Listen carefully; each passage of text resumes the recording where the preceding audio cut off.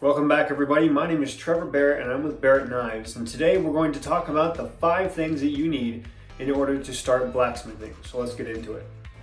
So let's talk about the big 5. You're going to need a way to heat the steel, you're going to need a way to beat it, you're going to need something to beat it on, and you're going to need a way to hold it. And of course, we'll also talk about some of the miscellaneous things as well. So let's get into the first one. You're going to need to heat the steel. Now it's pretty self-explanatory because honestly, a forge is one of the most iconic pieces of equipment that you can have as a blacksmith. Basically, there are 2 forms of forges out there. While there are other options like induction forges, we'll just be focusing on propane and coal. So let's talk about some of them. Propane, clearly, is fueled by propane. So you get a tank, you hook it up to this forge, and then you light it, and it uses propane as the fuel to produce the heat. Some of the pros of propane is that it's extremely easy to set up and very easy to learn how to use it. It's also a very clean forge. You don't need as much ventilation, though of course you need it, and just generally it burns very cleanly. Some of the cons of propane is it tends to be much louder. There's potentially a higher chance for injury if you don't use it properly. And then of course, if you're forging in cold temperatures, the propane has a difficult time forging with that and you'll lose that power. So it really depends on what's the most useful for you. Now let's talk about coal forges. Some of the pros and cons of a coal forge is that it can get a lot hotter than a lot of the propane forges can. It can also be a lot quieter, and there's less chance for pops and explosions by mishandling the coal forge. Some of the cons is that it tends to be a little bit more of a dirty forge, so you'll get more dirty and you'll need a lot of ventilation in order to prevent any of that getting into your lungs. And then of course there's considerations for each one. Which one is easier for you to fuel in your area? Another con is that it's more difficult to start and maintain the flame with a coal forge. So there are a lot of different considerations for each type, such as availability of propane or coal and what you have available in your area. So take that into consideration, do whatever works best for you.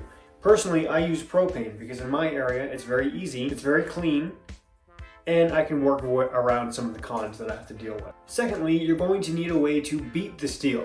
Now there are a lot of different options for hammers out there. There are rubber mallets, there are ball peen hammers, and there are carpentry hammers. All of these different types of hammers are extremely useful for what they are designed for. For blacksmithing though, it's a very particular hammer. Commonly called a cross peen hammer, is very effective at blacksmithing because of a few things. It has a wider strike surface, which is a preference of mine. It has a cross peen for specific shaping, and key is that it's a little bit heavier. So a lot of carpentry hammers will be 16 to 20 ounces depending, whereas a blacksmithing hammer usually ranges around 2 to 4 pounds for a one-handed hammer. This will help you move a lot of steel effectively and efficiently, and you're really going to like it. So make sure you have a hammer, either a cross peen or a rounding hammer with a smooth surface that's about 3 pounds as a good starting hammer. That's what I would recommend. As you become more proficient with your blacksmithing, then you'll find a use for all sorts of other types of hammers. But this is a great way to start.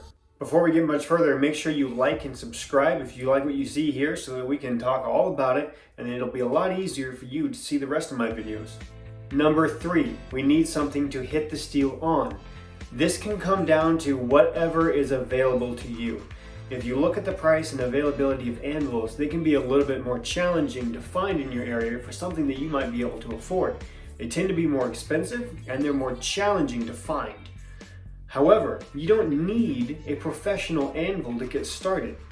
I started in my forge with literally a block of steel, and I put it onto a stump.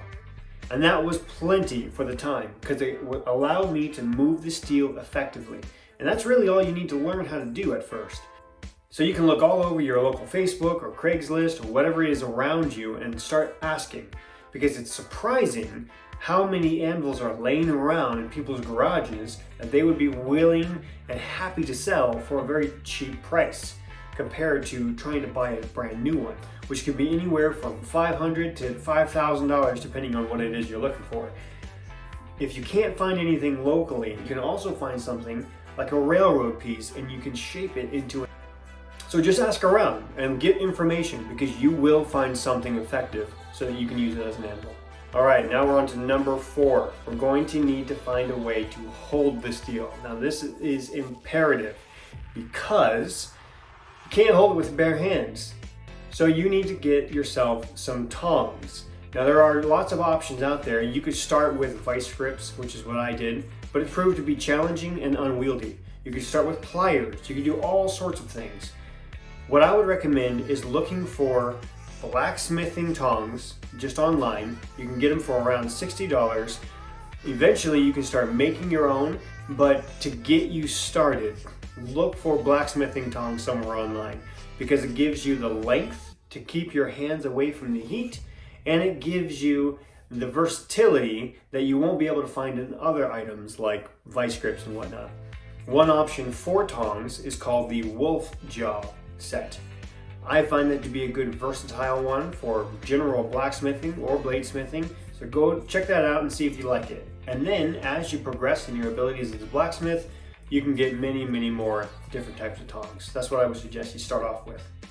Number 5 is actually a lot to do with holding it, but I would recommend that you get a vise.